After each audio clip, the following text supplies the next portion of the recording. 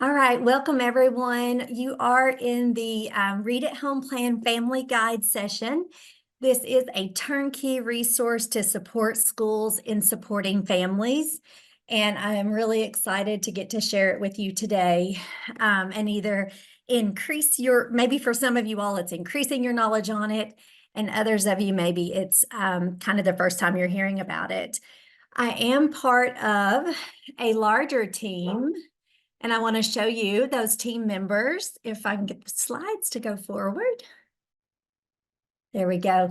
So I am part of a team of 5, and we are regionally assigned to give support across the state. And this is just, you may know some of these ladies, they are just really fine individuals, and I learn so much from them all the time. I'm so happy to get to work with them. And I see some colleagues on the in this session as well that I'm happy to see. And all the people I've ever gotten to work with at KD are absolutely wonderful. So I feel privileged in that way. All right, we are going to go ahead, and I want to introduce you or invite you all to a event that is happening this summer on June 20th. If you could mark your calendars for this event, we would love to have you join us at the Kentucky Reads to Succeed Summer Reading Conference. This is going to be free to all K-12 Kentucky public educators. And so if you will just hang tight, we will be putting out more information about this very soon. Emily Hanford is going to be the keynote at this conference, and we are so excited for you all to join us for this. And keep in mind, it is for K-12. So just because we are early literacy does not mean it is only for the folks who are directly working with early literacy. So please make plans to attend. There will be something there for all K-12 public educators. All right, we are going to look at our learning goals, but before we do that, I want to invite you to a Jamboard. I'm going to put the link in the chat for us. And I would like for you, once you get the link, I'd like for you to go to this slide 1.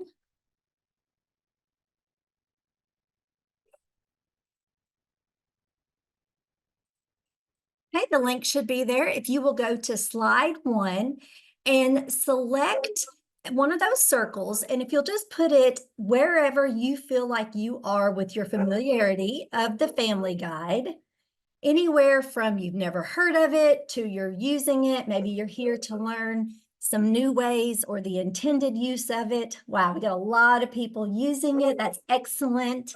Or maybe people that are about to start using it, some that are kind of in the middle.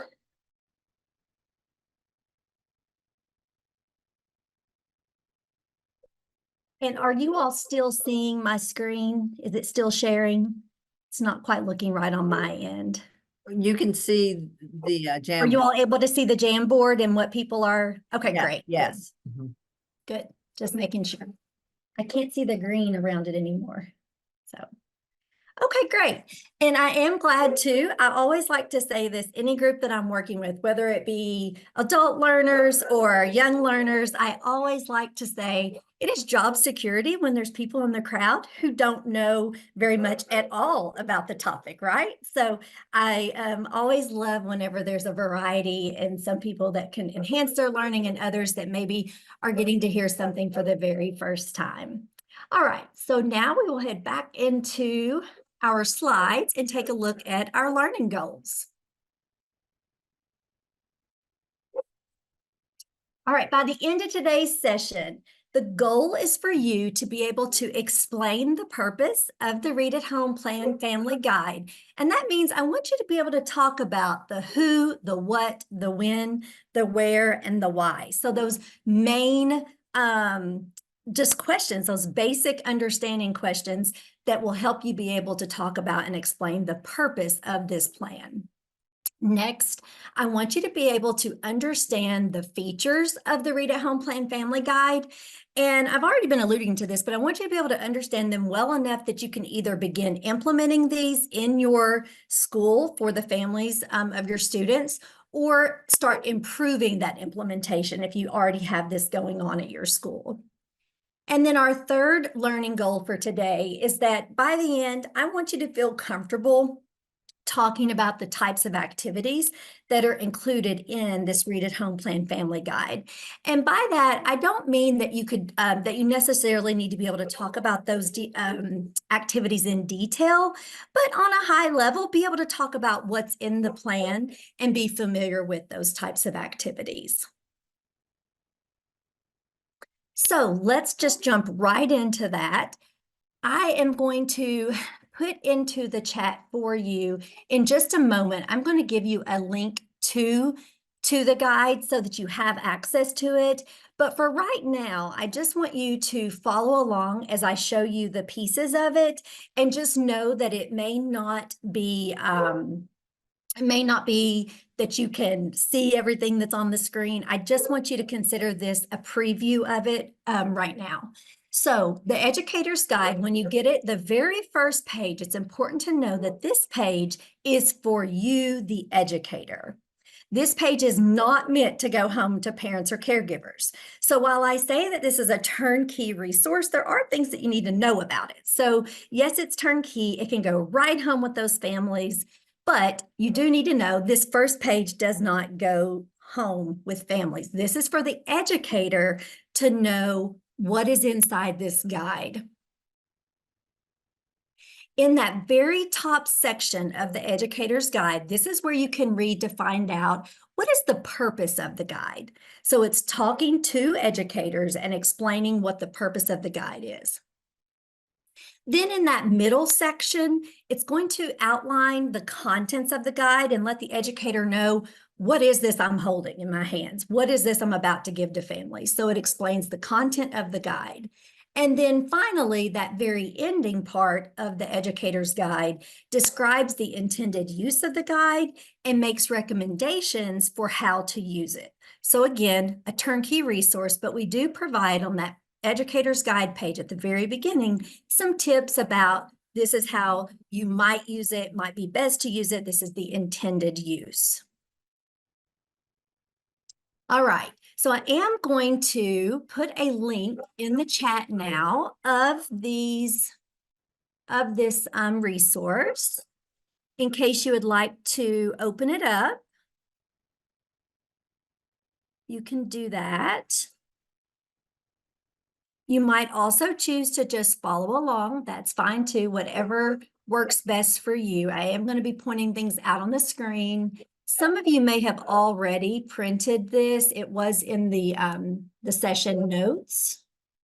So if you did already print it, you might want to have a highlighter out and do some highlighting or some annotating as we go.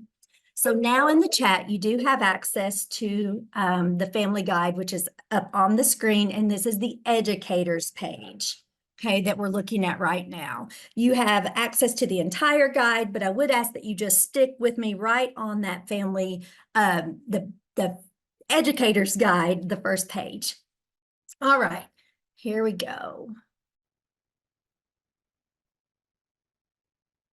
All right, so on this educators page, on the guide to it, just talking to educators, it starts out by telling you that the information below, everything on here is for educators.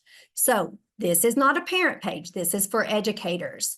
And then it points out that this is to assist teachers. So we're wanting to make sure we know the purpose of this guide. The guide, one of the purposes is to assist teachers.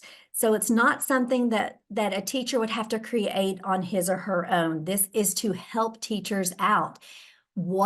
Help them out with what? Help them out with assisting in supporting families. And what is it helping families with? It's helping to support with the child's Read at Home plan, which actually is an extension or an accompanying resource to the reading improvement plan, okay? So it's important to make that connection that the family guide goes with the reading improvement plan. So we wouldn't typically give out this family guide until a family is aware that their child has a reading improvement plan, or at least that's the intentions. And what about what information can they expect to find inside this guide? It's going to be information about what children need to know and be able to do for skilled reading. So it's educating the parent a little bit here, but in parent-friendly language. Not only is it going to help the parent know what their child needs to know for skilled reading, but it's going to provide, not just tell you what your kid needs to know, but actually provide some activities to help out. And so in order to make all this happen, the guide is going to include, first and foremost, it's going to tell the parents what their child's universal screener and diagnostic results are. And this section has to be completed by the school. That's why I say this is connected to the reading improvement plans, because the reading improvement plan is how we're going to know what that child's universal screener results and diagnostic results are in terms of assessment. And then it's also going to mark for the parents, done by the educator, the areas in which the child needs some help developing those reading skills. And so this Read at Home guide is actually going to mark what those areas are, and this would match with the reading improvement plan. And then finally, it's going to include learning experiences that caregiver or parent can do with the child at home to support the reading skills that match whatever the difficulties are, wherever those areas of struggle are for the child based on what our diagnostic results have shown. Okay, next on this educator's page, it's going to explain that the family portion starts with some introductory pages. And those introductory pages include an informational letter to parents. So just like there's sort of a letter here, this page we're looking at right now is that letter to educators to know what's inside this packet. The family portion is also going to start with a letter telling families what they're getting ready to look at, what they've received. Then it's going to let them know the context of this guide. So why has this guide even been developed? It's going to give some context for that. We understand that some parents are going to be more interested in the context than others, but we want that context to be available for parents, for those who do want it. And we would hope that this could be gone over with the families in the reading improvement team meeting, whenever that reading team is together, which would include the parent. You're talking about the student's reading needs, and you would be able to go over this with them and give a little extra context verbally in addition to what's written. But how nice is it to have it for the educators who may not be super familiar with the context of all of this? And so they have the language here for them to use. So right there in the middle of the educator's guide, the context is explained. That's how this connects in with the Read to Succeed Act. The Reading Improvement Plan, as I've been mentioning, talks about what this Read at Home plan is, and it gives a glossary of literacy terms for additional support. And then, and we're going to look at all that a little closer, but then in the final pages, it explains that those pages are organized into the 5 essential components of reading. And you're going to hear those components talked about a lot in your buildings related to reading needs of your students, those 5 essential components. Not only is it going to mention those components, this guide provides your teachers and their families with a description of each of those 5 essential components of reading. And the descriptions are in family-friendly language, the best we could possibly offer, or the best that we could do on this first version to help families understand those 5 components. And also, it tells the parents that not only are they getting a description of what these components are that your child may be having some difficulties in, but we're going to give you some at-home learning experiences as well that you can do that will help your child in those specific areas. So it's not just generic reading activities. They're going to be specific to what your child needs additional help in. And these are going to be to support classroom readings. So it's going to be activities that your child has already been exposed to at school in some way, shape, or form. It should not be brand new learning for your child. It should support what's going on. So this is letting the educator know, hey, these are activities they should already have experience with. inside here and, be aware of what you're sending home and that the student has had experience learning this at home. I mean, at school first, and we're not sending brand new learning home. That's not the intent. At the very bottom of this guide, it points out some of the things I was just mentioning about how the activities provided in the plan do not require any teacher preparation. They're meant to be quick. They're meant to be a review of what students are learning at school. There may be some things that could support what they are doing in the activities. There may be some things that would be of help, such as some really inexpensive things that could be bought, like magnetic letters or something like that, but certainly not required. So just quick review activities. We provide suggested letter and word sets to use to ensure that students are not being asked to do new learning at home. So that's what's included in those activities. And we do suggest that teachers make some recommendations on where to start in the activities based on whatever that student's needs are. But otherwise, everything is right there, turnkey, ready to be used. In that last paragraph, we do want the Read at Home plan to be shared with families of the students who are at risk of not reaching benchmark. And those are the students who are going to have a reading improvement plan based on their diagnostic reading assessment. So this matches perfectly with their reading improvement plans, and we're going to see that in just a moment of how that matches up. We suggest that you send home the intro, and that's what this is telling you. Send home the introductory section, which we're going to be looking at, and that I've been talking about a bit, about the context and the definitions. Send that home with either all 5 of the activity sections that the student may have needs in, or you could only send just the section if they don't have all 5 areas that they need extra help in. You could only send the areas that they need, or let's say they do have all 5 areas need some work at home as well. They're working on at school and you want to support this at home as well. Then maybe don't send all 5 activity sections home in the beginning. Send one at a time. If you would choose, based on the student and the family and what you know about them, that would be at the teacher's discretion, but we would recommend giving some thought to that. So there are 5 sections that can go home, but doesn't have to be all 5 at the same time. Yes, a lot of strategic thinking. And Whitney, if I could just speak for just a second about Sure. principals, like think about what structures you already have in place where parents come in your building that you can hand this to them or have a session about. So we think about back to school nights. We think about parent teacher conferences anytime they're in your school. That's what I mean when I say strategic instead of just a compliance check off the box. Absolutely. And it would be, so there's some things to think about whenever you are considering those different environments of where you might be able to do this. Because of it matching with the reading improvement plan and wanting to really know that piece that we're going to look at here in just a minute, where they actually have a section where they mark what their diagnostic scores are and things and which areas they need support in. So you can give it out at some of those different kinds of events where parents are coming, but like she said, to be strategic, because you may or may not just give it out kind of randomly. There is benefit to giving it out to everyone, but you also have some strategy involved here as well.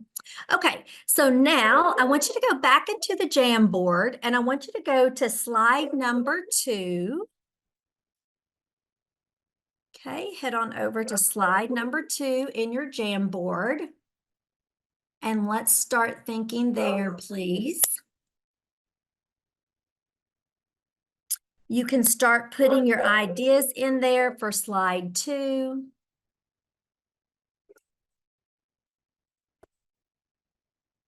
So I know we still have some learning to do, but I want you to start thinking there. You can use sticky notes, you can use the text box, whichever works better for you. And it's okay if you're not sure yet. We can always make adjustments to this, but I'd like for you to start thinking about, based on what we've learned so far, yes, that it is a companion to the reading improvement plan. So what we have learned so far, what do you know about who the Read at Home Plan Family Guide is for? What is it? If you have heard anything yet about when it would go home with families, and it's okay if we don't have answers to everything yet.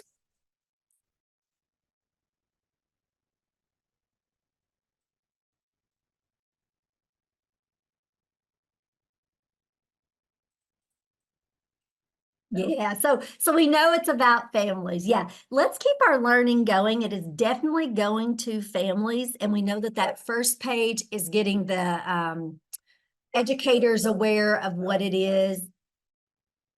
And I see, let me see what does it say before I move back. Okay, yep. And so maybe it would go home at parent-teacher conferences, absolutely. During those one-on-one meetings with families and the NTSS team. Okay. Give families guidance on things they can do at home. Yes, yes. Definitely focus on one area, focus at a time to make it impactful, right? You have to know your families and what can they handle at home. Can they handle more than one section at a time going home? Yeah, I wouldn't want to overwhelm. Feel free to keep working in there as we continue to work through our learning. You'll be able to go and add more there and just do that on your own. Okay, once we get in, so I said there's an introduction. So once we get into the portion that we actually want to go home with parents, you'll notice there is a nice cover page. So when you get to the second page, you'll see this is where I start sending things home with families, and you can send it home paper copy, hand it right to them.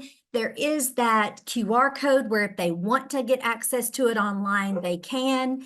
At this point, there's not a ton of reason for them to need that online access, but possibly as time goes in the future, we may be able to add video examples, but we really took into account wanting this to be accessible to everyone. So that's why it is set up as mainly a hard copy send home like that kind of packet or portions of a packet. After that cover page, we have the letter. This letter goes to the families, and I've already described it a bit, and we're going to look at it again, but it goes home explaining to the families what they're receiving. And I would ideally recommend that you go over this with the family in person when possible at that reading team meeting where the reading improvement plan is being discussed with the family. So you realize that a child is at need for not, or at risk of not meeting benchmark, they're reading benchmarks at that grade level. So you have a team meeting, you bring the family in, you're discussing those needs, you're going over the reading improvement plan with them, and then you show them the letter and you show them, hey, this is what you can do at home to assist with what we're already doing at school. So in this letter, we have at the very beginning where parents and caregivers get to understand that this is about a partnership, that their school and the Kentucky Department of Education value their impact. And we know that they are the ones who have a real impact on their child's academic success. It is not just what happens at school, although it is super important that we are laying the foundation for this work at school.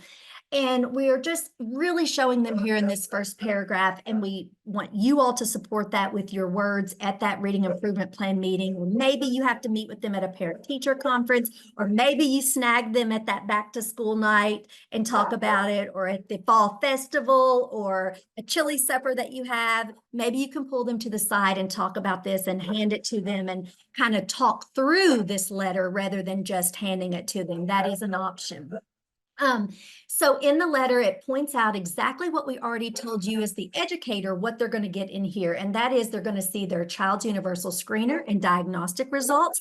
Hopefully not for the first time, because hopefully they've already been aware of this because of the reading improvement plan. But if they didn't come to that meeting, then this gives you a way of communicating that.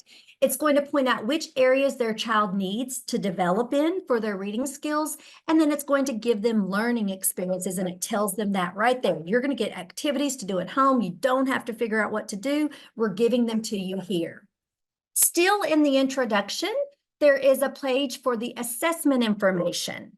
This is where the school is responsible for filling in this information, marking how that child is doing based on their universal screener and their diagnostic assessments. This is where you put that information. This should already have happened in the reading improvement team meeting. And then you mark which areas of those 5 essential components that we see at the bottom. That's where you're going to mark what those areas are. And I was just getting so into it, I didn't even click to point out what I was saying. But at the top, it's just that basic student name and teacher name information.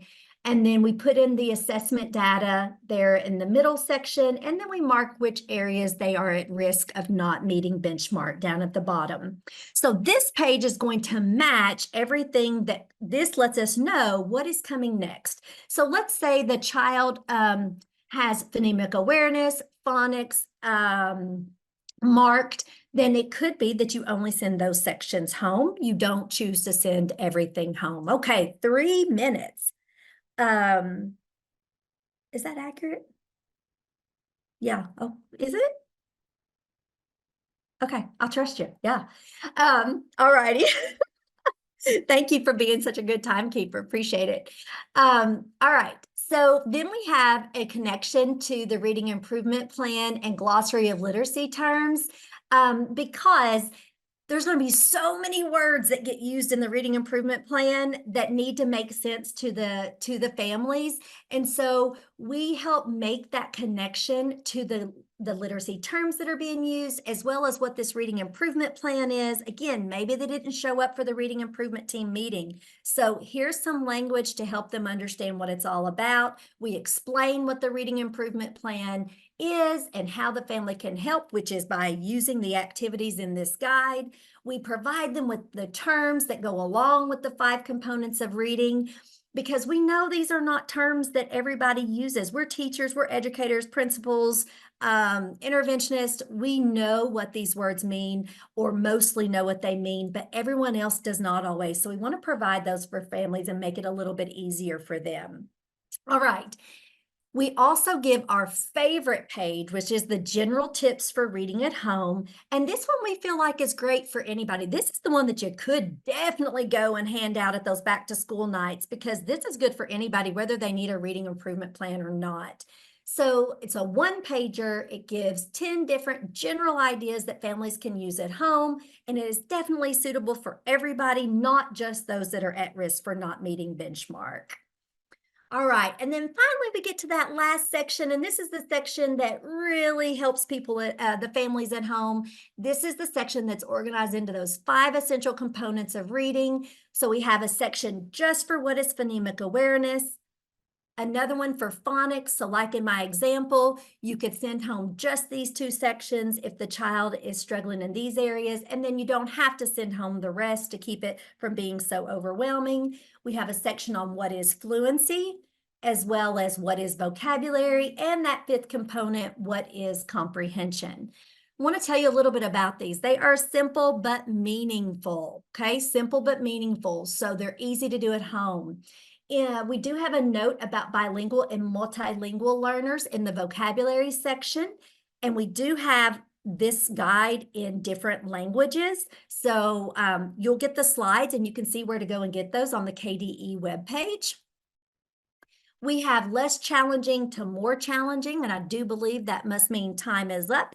We have less challenging to more challenging activities in there. So when they start at the top of the list and they work their way down, that is going to be the best way to use those activities, because they tend to move from easier to more challenging, and that was intentional.